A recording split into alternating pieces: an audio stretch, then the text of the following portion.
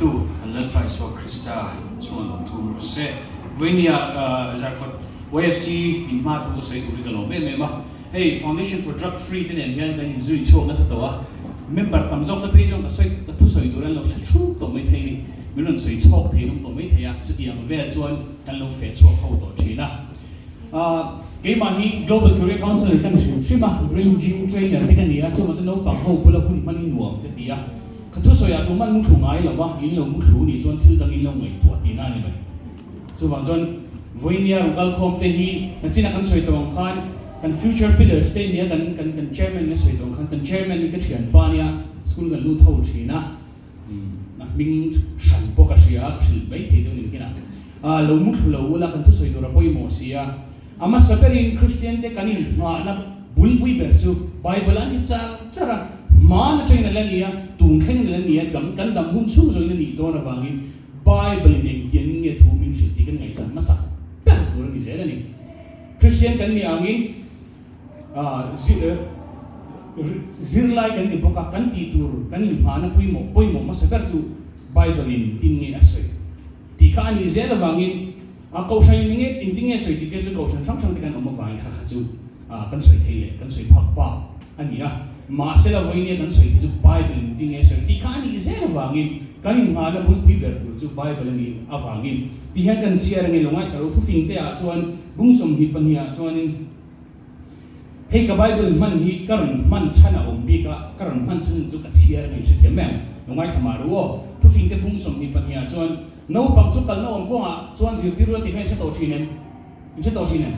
nấu ngay thà ruột thì hem cái Bible là chút thì hay là gì nấu bằng chút ông đàn trà diệt tiêu là upat nua po thả là vắng đi nấu bằng chút ông đàn trà diệt tiêu là upat nua po thả là vắng đi ông đàn trà in chia thế nó đối với những cái diệt tiêu đó chơi wa cái diệt tiêu tu tên ông mà cái nu lệ pa tên ông mà school là cái diệt tiêu tu tên ông boka chôn nia bắt thiên nia cái diệt tiêu tu tên ông boka chút tiền cái số nên mua cái ông vangin với nhiều các công ty lệ nó kín dễ là cần thu sửa sẽ phá thế lệ cần là sự chọn tu thế tan cho nên đàn trả cần thêm tu ra ngay là số mấy hey anh chính căn tụi mấy cái này cái sợi rồi anh vàng nghe cái sợi thì khai tụi lại cho proofing ai sẽ rồi cái gì thì sợi về đi một tay thì anh thì hiện ông chưa phải cần sợi lúc mà hey brain gym trainer cái này cái gì na brain gym cái gì in tập sa ha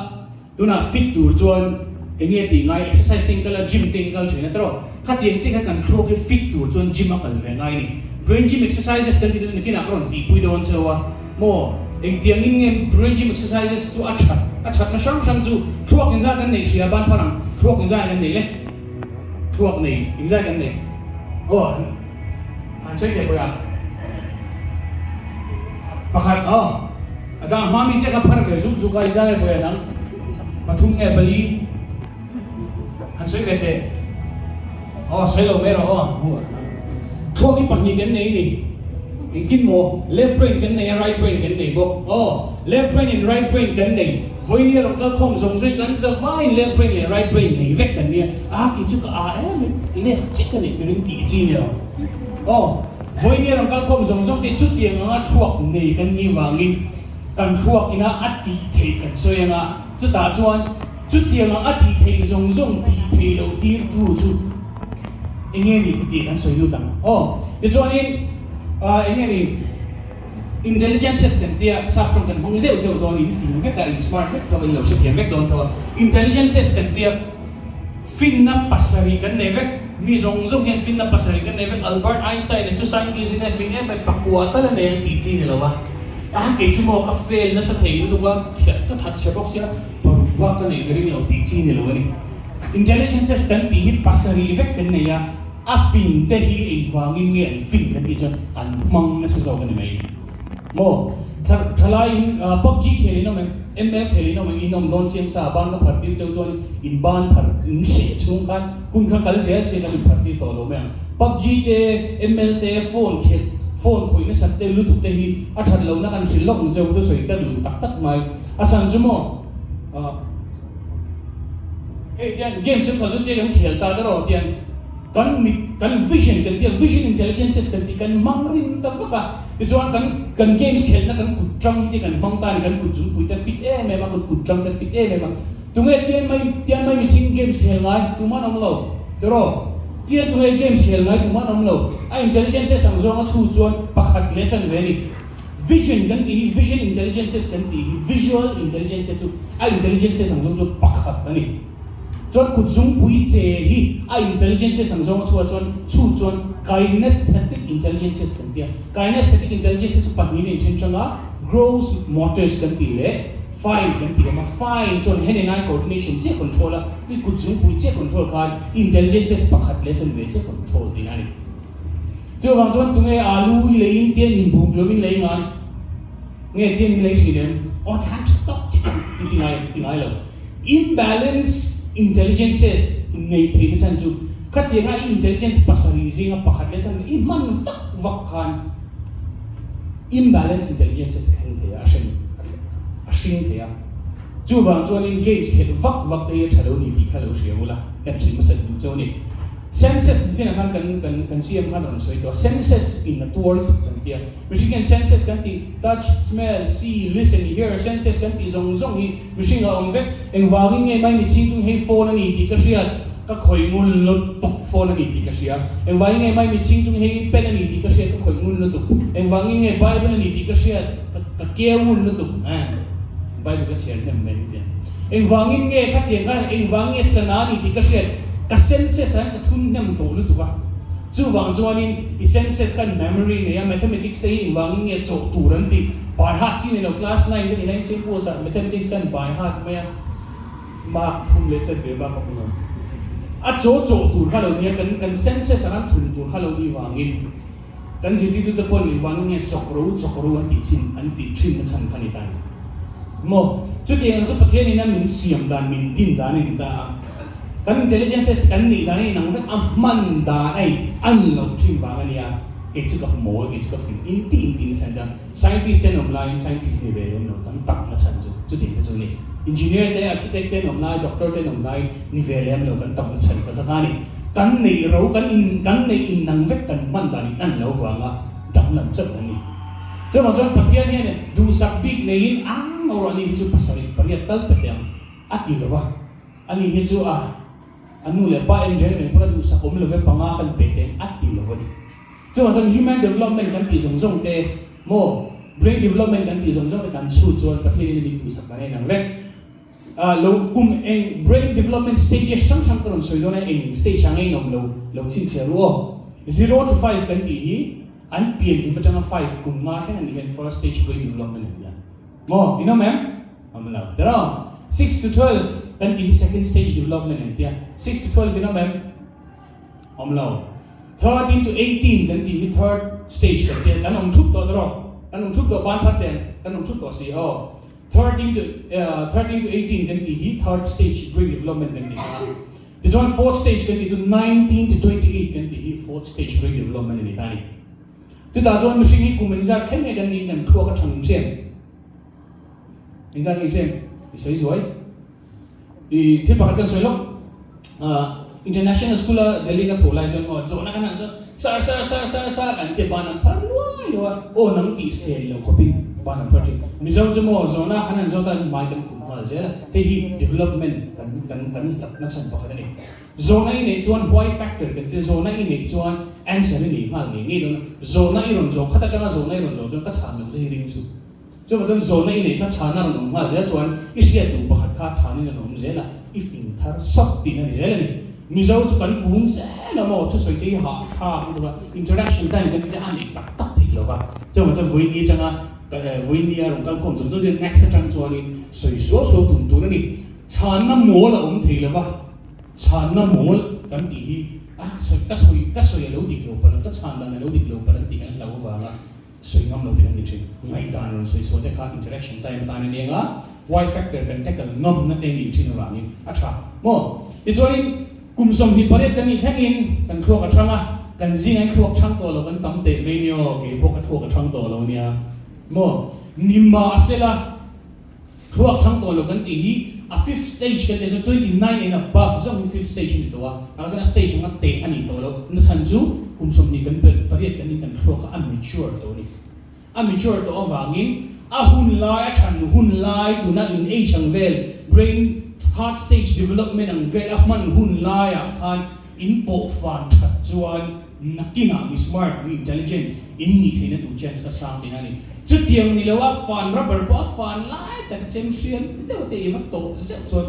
a chak mara thak ba ni dro chu wang chuan alon kan ti hetiang ang khopa pathian ina siat na le fin na tha an thluaka atu lai ti poi tu in lo ne kan lau em chan chu ni kan tu pui po rui lo tel lo nun du om zok ni kan tu pui ro hen ngai tu sen teu rui lo tel lo nun du om zok ti rui lo tel nun du om zok ti kan tu ban an ko ve la ma pon tlang au pui ngai lo WHO pon an tlang au pui ngai lo rui lo tel lo nun du om zok ti su in ron pho chok mi mai lo mi ti nia kan pho chok ni enga tang la in ne kan pho chok WHO tang zil lo kan la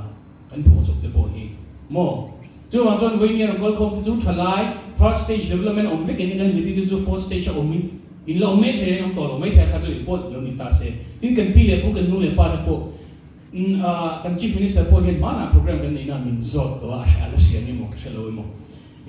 hai hot lo da na om te min tie men zot to multiple multiple post center a sang kan lo thu kan lo um de mal hai hot lo da na om te me ni ma se la kan soi kai chon kan soi kan thui tong kan na wa ni ma se chung tiang ta trong ka em to time management kan tiang time management is Eisenhower matrix kan tiang mo Eisenhower matrix a chon time management in shit chumi mga time management in zero ni chon in hun man dan dang lam to ngai lo wa nga distraction kan tin nei to ngai lo o en poni se topic kan lu dang tu soi to ra kan lu to nga rei na sin tra da mu su pathian ni na thil siam ro pui ber ni chem machine ni na machine ni na thil siam ro pui ber ni chem ngo machine an siam to mi machine ni na thil siam ro pui ber nge a define thailo voi ni thil thar om zel mo sam hi so ma ka phone man kha tu na ka mang pe to lo outdated to lu chu ma pathian machine ni na thil siam ro pui ber chu kan dam chung zo in update don ma se pathian ni na thil siam ro pui ber chu kan dam chung zo na dang man to don chu machine ni chu nang ma khai ni pero chu ni le iti ve to nang ma ni ro pui ti ber lo ni to te tu na kan in chang la ma tang nuai don sia kan in chang la bang chuan tihan zona pali ka zo pakhat na chuan pathian thil siam jing ro pui ber nge pangina machine thil siam jing ro pui ber nge pathum na ithil ti ve to i ro pui iti ber nge palina imi ngai san ber khan nge ti loi zo chin deu mo chu han ngai tu ta wala creation chung cha kan soi lu da creation chung cha kan soi ya chuani car mu chuak tu te tu na ka chong rin na mu chuak tu microphone kan ti te ka in thuam moi na mu chuak tu clothes kan ti mu chuak tu ka sana diglo ka time phone diglo mu chuak tu sana siam tu kan ti zong te tu na i mi ta thak lo wa min mu theina tu ra ta na tar mi siam chuak tu kan ti te lataka umma lai chung te biak thina ta na phone siam chuak tu kan ti te zong hi siam chuak tu zong jon creation nei zong hian sober mind an siam ka ni rui chung ni tu man an siam lo rui kan ti khat eng polo ni thei chu ma chon creation kan ti hian pathian creation le machine creation ni versus creation ni kan soi fo thin a chan chen wangin nge kan ti chon machine creation chon til thala wa then chi amo khobela ni dova chung nun nan chu wang khobela ni dova thabber technology an nin tu ma wangin ti khan thabber in siam boina lo turan boy tani ase machine creation a ve thun chon pathian ti sim ro pi ber chu pathian ti sim ro pi ber machine ve a thun chon nang ma khai tel ve ni chu takara chon intelligence pasari khala ni ve ni chu takara chon thuak dinglam pang le velam pang ila nei ve bo chu takara chon kon ai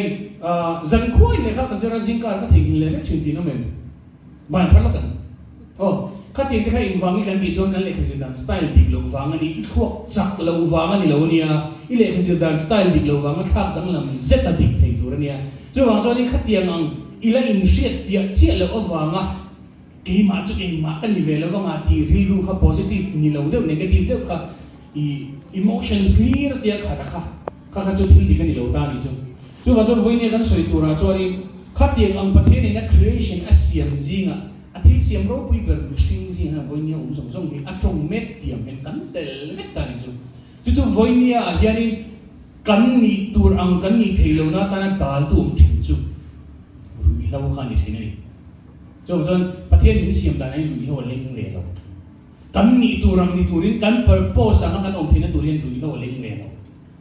kan potential kan thuak that na zong angal lung suak turin rui no leng me lo mo brain gym kan tia kha im thu don de dia dia na dot min soi dia don tlat ka thu soi adu man mu thove ngai lo kan mu thu check ko pun chaw brain gym kan ti puilok ting chaw kan za vai kan ti so nga he trang kai em wangin kan si ti tu te lai ji thu song de pung ti ve so ban ding lam an parsin de ban ding lam ban ve lam pharoi lo ban ding lam pangkhan he tian sanakal zong in circle and same thing de ken circle sanakal zong in circle kan thiam de ro chuan ban ve lamin triangle kan same triangle sanakal zong tho tian triangle kil thum nei kan siam le ndi chin pe zia chu nge kan ti chuan kan ban ding lam pang kan man khan kan thuak ve lam pang na kan tho tira kan ban ve lam pang kan man khan kan thuak ding lam pang na kan tho tira arualin na kan tho tir ta ni chu e chuan arual kan tho khan stronger brain faster brain sharper brain te kan nei thi pha don ani memory te kan ti that pha nga e chuan in thil hriat jing te kha lo tha nga kan chin chia thing te kha lo that don awangin tuna arualin tiang le kan jing hey ding lam pangin a circle hey ve lam pangin triangle 1 2 3 go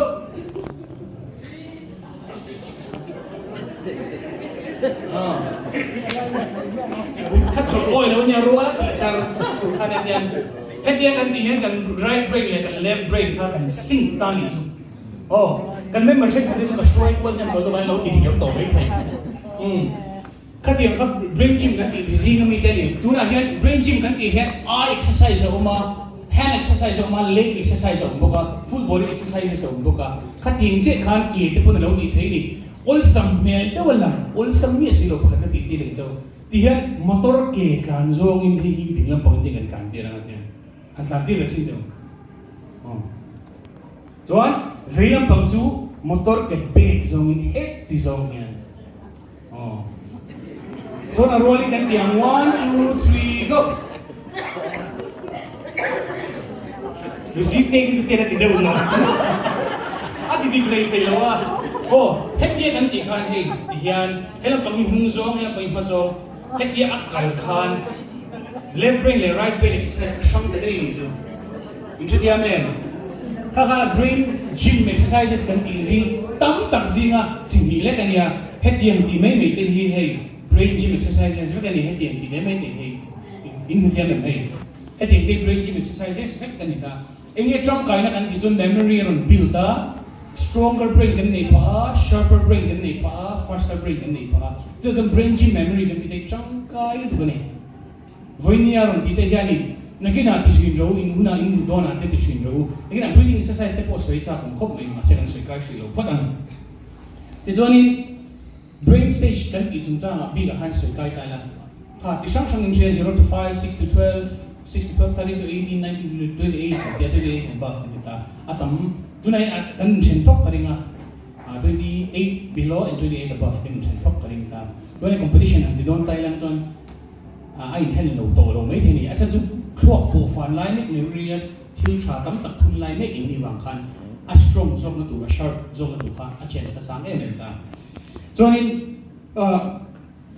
khami bi chung cha khan eng tiang in nge hemi tuna kan tackle kan problem tackle mek rui tho te lo nun du om zok hi na tinge rui ho te lo nun du om zok ti topic mi sin na tinge brain development te chu soi vak vaka mi ti mai thai brain development an soi vak vak san chu eng dang wang ma ni lovin pathian ina asiam dan cheu anga I om lo khan ti purpose fulfill lo dinani khtia ben pathian ina asiam dan cheu kha chu khatiam ang zong zong bang tang kai tu khan ni vision le mission te kan soi kai chho do na career guidance te kan soi kai chho mai thei ka hello passion versus interest te po soi kai ngai mai thei chu ta ta chuanin eng wangin nge voinia ti chin te hi an ti tlang pui voinia rong kal khom te chu ti ve chin lo tur ka fui du na chan chu eng wang nge ka soyang hey machine ye kan khruak hi formation of the brain kan soi formation of the brain a chuan kan khruak hi kan nu ko chunga kan om lai hian pa te ko chunga om thelo neo nu te nu in tin bi nu te ko chunga kan om lai brain formation a chuan kan khruak ka ron in siam mas ber chu occipital section of the brain kan te kan tu kum nam pang khruak in siam mas bera kan tu kum jeng siam phe temporal le siam phei le a mo chuanin frontal le prefrontal kon hi om ta ni chu frontal kan ti te page kan chal zone a hen oma ti chuanin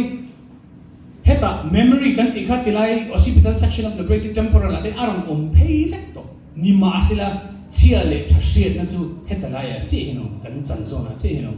ti chu ato pera om ti chu kum som ni pariat ini ma la chu full formation om don lo tina ni ta ni chu wa ni ma sila kum som ni pariat decision making full formation om ma si khan memory a thil khung tur tam takhalom to a chu wa chona lo memory a thil kan khung thi kan tin chan mo memory a hen thil chalo chu khung lo tur ani in memory kha sharp tu katlu khot khamini kha kawan zak taken ti chin chele nei the me cheu ka bi kin ni cheu kan zak fa the se ka pe kok noe thona ka fika ka hai len bung pop maya atai le tungai zing vela ding in second the om je chu nge in memory that je chu ma se trigger tu ringa moni om mai ni chu ta ta ko na trigger tu rina affect rom play tu a chat na chu memory ka ke chu memory chele to ka chin che ve the lo ti chi ni lo positive til positive te soi tam tu ni ka ti thina til negative soi tam that lo je example kan pe jo thim ka lau thina mo ki chu thimi ka lau thina tu na kan nu pui hi ZMC as a top trainer and Nula I have a very big trainer, try and it is only quarter, Hanoma try it is on Tim Hongi, I fall in a box here. Tim can out here to be Zan Tim Meinhofer, what can do training? You must have man like and peel a put a fan in. Hey, Kazu to name the ancient journey, then a searing in Dinga, Chimpachi and Nun and Palmasaro in Tivedonia, and the Higa Shabatum Kaju, can Tivedona Lomale. Kung sira ka dinga ka thohala sipa lagna char ka tile tak ngam silawa om je chuge ka ti jon thim ka lau ti ka soi kan ka tama chok ka benga in the form of information sound in a lu ta ka benga lu ti ka thro ka chawa in process ni tu chu ma jon voi mi hen in zavayan ke ma hi voi ni chang hen mo tu mo je minti wala kum to pa to kan to chi ma kan bengal lu ti kan process na sakli to ka vai kan throck ye to ti chuan na lo thok to china chu ma chuan lo negative force sai lo tu kan ti thi mi nau ni pon sai su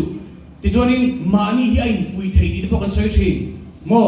mani ti in fui thei nia pathin ni min siam da na lung oi lu om siam pa khat ma nei lo pathin ni min siam da ni lung oi lo chu mo kan dam chu ni kan lung oi lo eng ma ka siam thei chong si lo om siam lo le chu ma chuan i tho ni ma te dar thalang mai thaula in fui thin ro i to ka ni pathian ni na siam dan je i to ka ni i thin ro a kan kai pa kha chuan lo ti le na sal tu ga tho ni ma dar thalang ni na man chare tak te lo i ti bel chu apoi lo kha te nga ti po kha apoi lo pathian ni na i mel kha ro ti dang lam to do chuan lo ba kan lu moi kha than ro kan pian thu a te po lu moi tha eng wangin nge lu moi ni chung chang soi lu kan ti chuan i lu moi lo awanga chuan lam mi zon na khan thil thalawa thoi lu thei se a thil thalawa thoi lu na te chuanin i duang in kin a yom lo me na chin ta po games kan soi kum phone hi mo kum ruk ka nei to kala khel cha cha in pin mak lo lo ti mai thei tu na chuan thuak an than lai ni i taksa in develop cha new cell kha ro siam zela old cell kha deteriorate thar kha ro siam zela ni chu wang chuan effect ala lam lo kum som ni pariat pe chho la mo arum lam chana ke po kano pan lai hai sa mudi ne hen mani ka lo soi du na kano pan lai ka thil ti that lo kai tu ne cervical this prolapse ka ne ya hey kan nung jang ru rom po hen ka ban nar che ne po tu ne ka mal kai ka ku chu pe am nam char em mas lo hi gen thalo ta ka ni bad habit ina aron siam thei dan kha ti kha thil kheng ni dai tu na kan soi jong kan tackle do kan problem kan soi jong aron tran na chu eng vak ma lo tang no tran ne eng vak ma poni lo anga kan ti chai ro tran vek eng vak ma lo khan ki na chonin aturu to to ti ngai na kan shal to lo ti a to me ne alak lo wa ati to ni to chin lo mo chu wang jong vai ni a rong kal jong jong te vision ni tu rin kan cha teng chau eng wang ni vision ni tu chon kan in cha tu na yan doctor ni tu minam te inom me the engineer ni tu minam me the architect ni tu minam me the eng pon ni lo tum ro vision ni nei lo chon i vision ni nei lo na na chon destruction in nei ti buai tu iril ru la peng tu ai ka chak le si ka in tir na khami kara in hop wal kar ve na khan pot buai tu mga pu pot buai tu a chon tu na kan soi ami poi soi ra ni ka du lo ki chu ami set tri ne ka kan du lo fa ni chu so vision ne ro kan ma like jo kan school up mer ma na ka lu thina class 7 kan ni like jo ni sex education na anon culture sex ti de lo kan sa kan lai kan mai thangam lo tu lai ko ve la chon ni to lo sex education de kan nei thak lu tu kan nei thak lo wang te career guidance te kan nei thak lo wang te tu nang awareness campaign te kan nei thak lo wangin kan thalai kan klei role lu na an shiat hun lai question nga lai heti lai why factor kan ti som hi pare khen an ni lai why factor sang lu tu ka chana lo wanga an boi ta hin tam lu ni chuan career guidance te po kan tin sa school sang kan sa training a pon kan sa teachers for training kan pen sa voinia hian class 12 zone hi vaira ma chuan class 7 in zone kan advance lo to education system a tu ma kan develop ni ma se la ka soi tum jok chu nge kan ti chuan tu na isia kamang tang kai ra tingal iti lo chuan nikina abo tha kan tu na kan mizoram kan kin pui te chu tu na coaching a kan kin pui te po an ni tho dero class 10 an exam chon ani coaching ken local to ni mizoram ni pui te chu class 10 a exam an cho ye tia study leave te po kan hulai te po kan nei ve class 10 kan ni study leave kan nei pia ni study ka kan leave se la kan fail se tawa to just study leave te ka thalo me mani kan tan jon jo ang om se ni de taking structure de ka education system ka po ka langaya chumi chuanin nang mani nu na distraction na problem the hey education lama kal kan ni wangin kan soenga ani lo zongin ani lo tu ari chok lo tu rangai tai la NEP 2020 kan ti new education policy kan ti te po hi nakina chuanin aruin full establishment na full fledged kalani chuanin tunayan no point vision sector tiam en zon to ang achan chu nge kan ti chuanin naki jel kan man tram kai me lo tu te khan min ti down thina chu chuan school kal pe lo te khan min pe ya ti chuan zirti tu ate po ni tho zirti tu kan lo ong ta in school teacher te po kan lo ong ta kan sun kai me te eno pakan zor ka sange lekha ka zerin ke chu ka chiar lo zel ti jong ban tharang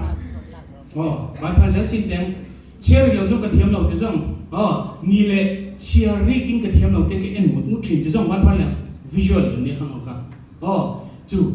mizo jing visual intelligence kan ti vision hemi ale khizir na zonga visual learner kan claim phak zel eng wang mo kan nu le pa le kan zir ti tu ten chiaring roi chiaring lo zo ni mu thuang kan ni ti thin ba ka le class 10 hostel kan namai o chang saki le ka chira exam zo to phe ka tok thei to lo thin ni khatiam ko ba le khizir thin ka kan ni ma sela auditory learner kan ni lo chunga auditory learning style na min lo zir ti na khan heta knowledge tak min lo pesi lo wa exam an zo wa exam bo ro ka zo kan thiam sa kan thengila he chu quality ni lo quantity tin min lo judge kan education system a chuan memory versus knowledge and the memory chu ang noi om chin ni wang distraction in nei ta mang ti ka lau lu tu wa chu ang sang hen mai na kia ka ron soi lu ta ni chu ti chuan in eng wangin nge i diary zi ino kan zot tong chu zi ti tu ka zot te ya tro auditory learner how kha ke chu chiar lo chu to thiam thei lo ti jong kha ban phar le to ko lo en le lok chu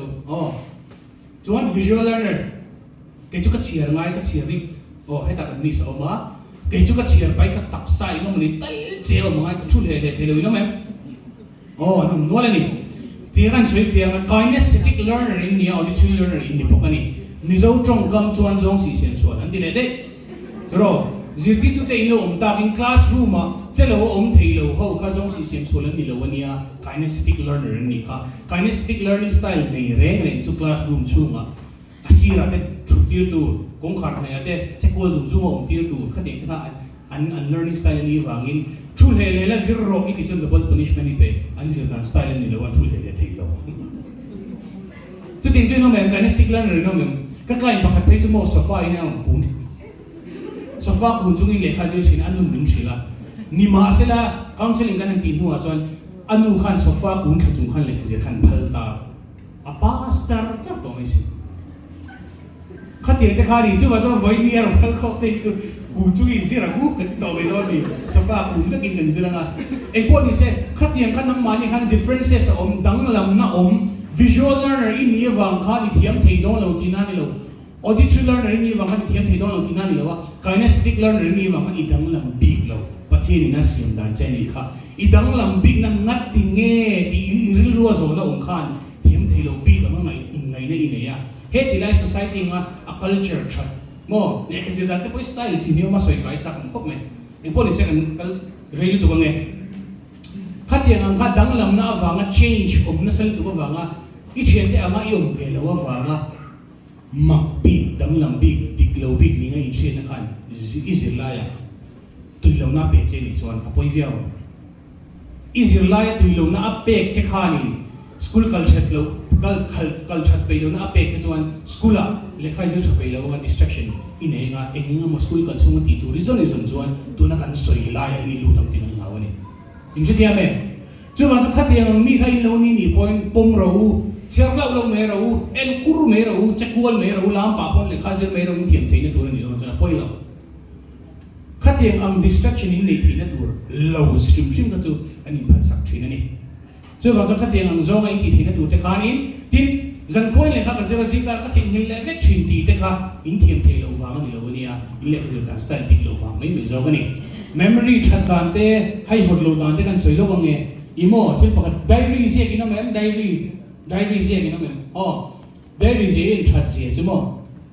diary je don chuan ta pui twin san mu don atin lo je ta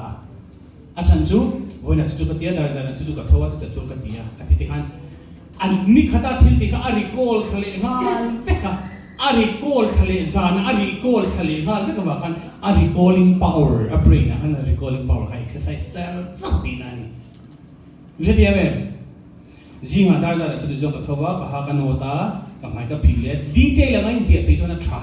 ni ma se la detail ngai zia pe chong lo ni chu dar jan chu ka thau chu dia jan chok ai ka in siam school ka kal school a sa ni min hao mi si min vua zia ka ro poi lo recalling power kan exercise don thi ni khati kha memory diary zia chatna nia in recalling power in zia me ba khan in memory in exercise chara at the brain section shanga memory om kha in exercise char ni chu thei ni te kha har ta ni chu ni ma se la chu chung chuan brain stage kan an soi kum som ki pare kan pel chho to kan chung chuan kum som nga ei sarkari na retired huna ro aron bithia te hi mo I kum som ruk ti te hi han chu tan chu chuan kum som ruk vele chu kan thruak hi I kan ape si lo muang chan to hi lo ne neuron transmitter kan te kan thruak hi neurotransmitter na signal a pe ko lo hi lo muang chan to hi lo nia chu wa nga retired age siam mai chap hi lo nia masela pile pute kan zinga pile puro kal te pon sudoku ti khel te pon om word puzzle khel te pon om chanchin bo ti athal to ba chan che wangin nge khami neuron connection activity in no siam khan atran pui cha chap thei chau ni mo china pon kan president khan soi ke mani zinge ya po kan vision of nga zuk le pom sim ta te pon ma ati kha zuk le mom sim ta te kha in wangin nge sim kan ti choni an mani discipline ni ya chu in wang nge kan ti chon time management ni ya chu mi time management chu thei tu chon in training nge kan ti self discipline ni ya self discipline om thei tu chon in wang nge kan khruak in na la thok din ani khruak in na thok lo self discipline om thei lo time management om thei lo chu va chon voi ni ram kal zong te chuan kan soi mun to to voi ni ram kal zong te chuan ti kan zawaya voi ni ya kan shet la na tan ka du chu pathian in min siam ta ni nang vek kan min ta na mun ni nang lo wa kan that na mun poi nang lo I that na kha mi dang that na nga in nei ve I duai lo nei ve si lo chuan aboi tha ka I chuan ka thu soi ti tom na na ta na kan man du chu kha tu na te poi nang ma ni ang thalai zing ro thalai ron na kina kan future tak tak tu ni ta kan soi du chu tu ni som pathum le som pali khan ka hello sports complex kan mang zo che sports complex ka chuan vision 2036 te vision 2036 tu ni om je kan ni chuan kum sang ni som thum par we India Olympic ka khen no tin che mo lo shel mo ka shelang ji an khen no neo 2036 sa India Olympic kan khen no na chu ta chuan mi zo hi tel ve nge ro se atam theng per India ra ma khen tu na na chu tel ve ro se ti ni a managing team ka tel ve sa gen lo shel lo pa dai ke sa hospitality logistics ka he ka chu wa kan soi mai mai ni chu ka soi kai chan ro chu nang ma ni ang age hi tuna kan tackle me rui ho tel lo nun du om zo ki kan soi hi in khoi về phải lấy chút tiền giống giống cái vision là bao rồi lâu thì chế thế gần tí thế lấy ra bị xem gần tí thế anh tầm nó tụ rồi tụi nó bị thì giống giống rồi lâu thì phát mà nằm lòng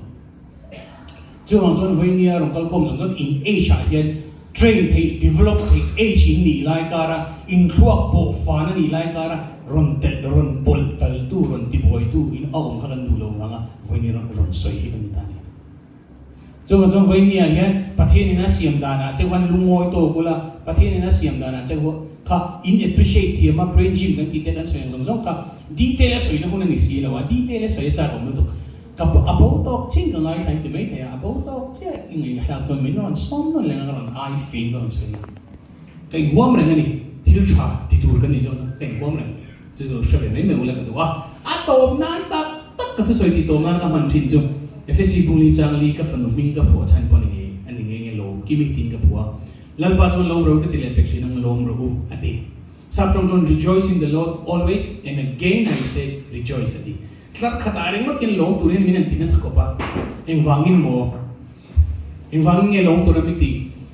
I hausa ka wangay long John ni retay ko na ilong don long tinanya. Isi sela wangay long John ni isi sela ko na ilong don long tinanya. Pero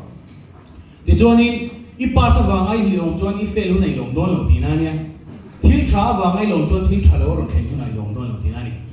Yes ka fel ti lam tang ka kasay tu manila. Kasay tu chung tu hek zong kini. Danglam thầy lâu chơi thầy lâu bầu về thầy lâu bắt thiên à rồi ilong cắt chuan em tin muốn nào tin là ilong thấu thấu Danglam thầy chơi thầy bầu thầy à ilong ngay in à chuan ilong lâu hun chu ilong lâu thầy tàn trên su sang đó nó tụi cái này cho mà cho lần ba cái ilong phô hiện cũng chẳng nào đi lấy đi lệ gì là bài bình là lệ gì là với nên là các công giống giống thế hiện rồi lâu tới lâu nung duong dốc anh đi nung duong lại các anh lâu chèn về ngay thì nó tụi đi lệ bắt thiên đi na min siam dan kan purpose na kan lo nun chuang eh na tuloy kan so yung zong din kan kan sa kan mo sa